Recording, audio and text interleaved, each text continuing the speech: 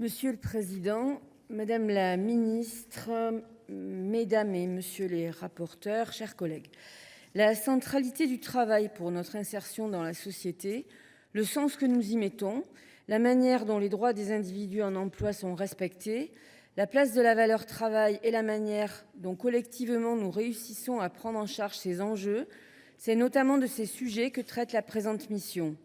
Son examen se fait en environnement contraint du fait des choix en matière de fiscalité et de finances publiques commis par la majorité actuelle. Dans ce contexte, le budget travail, emploi et administration des ministères sociaux est plus révélateur que jamais, renvoyant à une certaine conception des travailleurs, mais aussi de ceux qui ne le sont pas. La revendication d'une efficacité accrue du faire plus avec moins fait œuvre de principal et illusoire principe directeur. L'art de créer des tuyaux pour ponctionner certains budgets pendant qu'une diversion s'opère au moyen d'un saupoudrage de moyens cosmétiques sur d'autres secteurs est encore une fois à l'œuvre ici. Les véhicules qui permettent ce jeu de bonneteau, ce sont notamment la loi pour le plein emploi ainsi que des projets de loi de finances successifs. Concernant le programme 102 accès et retour à l'emploi, il nous interpelle notamment en ce qui concerne le sort qui est fait à France Travail. Pour mémoire, la loi pour le plein emploi réforme l'accompagnement des bénéficiaires du RSA en prévoyant notamment leur inscription automatique à France Travail. Cela représente une importante charge de travail supplémentaire. Lors de l'examen du projet de loi, les acteurs de terrain ont fait part de leur très forte inquiétude. Parmi eux, les associations. Ainsi, par exemple, AFP France Handicap s'inquiétait. La gouvernance envisagée pour France Travail entend centraliser la gestion des parcours des allocataires du RSA entre les mains de l'opérateur national France Travail, au risque de déposséder les acteurs locaux, missions locales, départements, travailleurs sociaux, de leur savoir-faire et de leurs moyens d'action et d'évaluation. Pour faire face à ces nouvelles missions, le PLF 2024 avait prévu la création de 300 postes supplémentaires. Le PLF 2025 en annonce aujourd'hui la suppression de 500, justifiée par une baisse du chômage en 2024. Ça va de pair avec une réduction de 588 millions d'euros du budget de France Travail. Dans les faits, il est mathématiquement impossible de répondre à la demande sans augmenter de façon importante les portefeuilles des agents.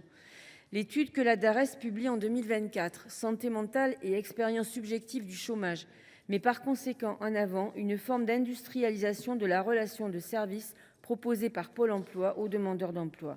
La conclusion des chercheurs est sans équivoque. La présente recherche met en exergue les atteintes psychiques provoquées par la confrontation à Pôle emploi. Le service public de l'emploi ne peut de toute évidence pas se permettre une diminution de ses moyens humains et financiers avec ces nouvelles missions. Dans ce contexte, la sous-traitance par le gouvernement des tâches de France Travail, récemment mise en avant par Médiacité, est une forme d'inadmissible cerise sur le gâteau.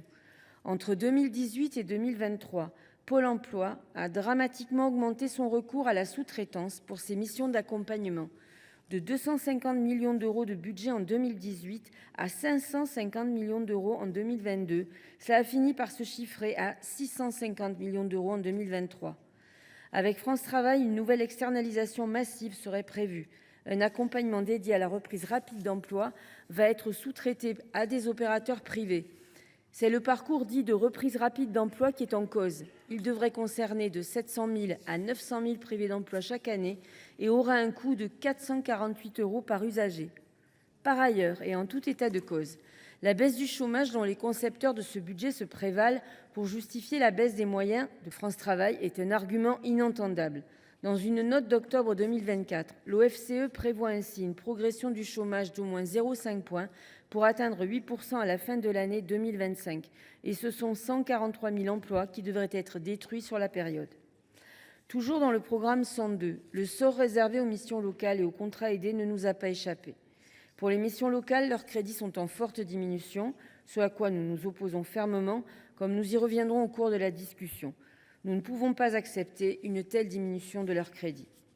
Pour ce qui concerne les contrats aidés, les crédits prévus pour le financement des entrées dans ces contrats en 2025 sont également en baisse. C'est une réduction de 93,3 millions d'euros, moins 56,4% par rapport à 2024. L'étude de l'OFCE que j'ai citée plus tôt souligne ainsi que ces contrats ont déjà supporté les économies réalisées en 2023 et 2024. Et elle alerte, réduire davantage ces budgets se heurte aussi à l'absence d'alternative opérationnelle à ces contrats si le chômage remonte, car les publics fragiles à insérer un emploi sont alors plus nombreux. La diminution du budget alloué aux contrats aidés est cohérente avec des arbitrages qui ont été faits ces dernières années par l'exécutif. Hormis pendant les périodes de crise, ce dernier a clairement tendu à couper dans les enveloppes leur étant dédiées. Et ce, dès l'arrivée d'Emmanuel Macron. Une étude de la DARES de 2017 soulignait pourtant leur efficacité. Les affaiblir est la marque d'une politique qui n'est ni visionnaire ni responsable. Concernant l'insertion par l'activité économique, chère à nombre de mes collègues, je citerai notamment le sénateur Patrice Joly qui a tenu à m'informer de difficultés sur son territoire. Le montant affecté au financement direct de ce secteur pour 2025 reste à peu près constant par rapport à 2024. Je veux néanmoins ici attirer votre attention sur les associations intermédiaires. Elles assument une mission de service public et sont un employeur d'insertion majeur. Le maillage territorial qu'elles tissent fait d'elles, bien souvent, les seules structures présentes dans les territoires déprimés économiquement. Elles assurent donc un rôle essentiel de créateur de liens sociaux, d'accueil, d'écoute, d'accompagnement socio-professionnel et d'orientation, en bref, un quasi-service public de l'emploi. Pourtant, paradoxalement, les associations intermédiaires sont de très loin le dispositif le moins aidé, avec moins de 3% du budget consacré à l'IAE. Pourtant, elles ont un taux de sortie excellent, soit près de 60% de sortie en emploi, selon le rapport de la Cour des comptes de 2019. Par ailleurs, et c'est le seul modèle de l'IAE qui accueille majoritairement des femmes. Or, leur modèle économique est de plus en plus contraint par les différentes réformes successives qu'a connues l'insertion par l'économique, réforme fiscale, réforme de l'agrément Pôle emploi, France Travail, règle des 480 heures. Les soutenir en ce moment, alors que les difficultés risquent de s'approfondir pour les personnes en recherche d'emploi, est plus que nécessaire. Elles ont en effet, elles aussi, affronté l'inflation qui les a mises en grande difficulté. Je n'oublie pas les autres structures d'insertion par l'activité économique qui constituent le tissu de l'insertion par l'emploi et qu'il faut également soutenir. J'en viens au programme 103, accompagnement des mutations économiques et développement de l'emploi, qui traite notamment de l'apprentissage. Pour ce dernier, les choix opérés dans ce budget nous laissent perplexes. Après l'avoir soutenu massivement, en vue d'atteindre l'objectif du million d'apprentis, objectif qui n'a d'ailleurs pas été atteint, le gouvernement prévoit une diminution de près de 50 000 contrats par rapport à 2024. De plus, l'enveloppe budgétaire globale pour 2025 baisse d'1,2 milliard d'euros par rapport à l'année précédente. Il est difficile de lire la politique du gouvernement en la matière. Il a augmenté de façon exponentielle le nombre d'apprentis et prend aujourd'hui les entreprises de court. C'est la raison pour laquelle nous appelons le gouvernement à avoir une politique plus cohérente en la matière.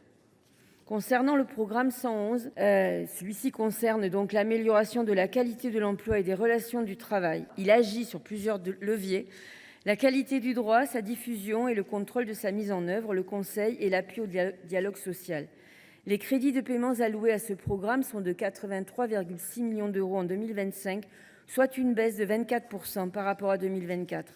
Pour annoncer et soutenir nos propositions d'amendement dans ce champ, je rappellerai par exemple que chaque année, ce sont près d'1 million d'accidents, dont plusieurs centaines sont mortels, et près de 50 000 nouvelles reconnaissances de maladies professionnelles qui sont comptabilisées. Le renforcement des droits des travailleurs et donc de l'inspection du travail fait ainsi partie de nos préoccupations majeures. Concernant le programme 155 de soutien des ministères sociaux, nous prenons acte que ce PLF pour 2025 prévoit une refonte de la structure budgétaire des ministères sociaux en intégrant les moyens de soutien au sein d'un programme unique. Avec mon groupe, nous estimons donc nécessaire de remanier en profondeur le budget de cette mission pour garantir à nos concitoyens l'accès aux services publics de l'emploi auxquels ils ont droit.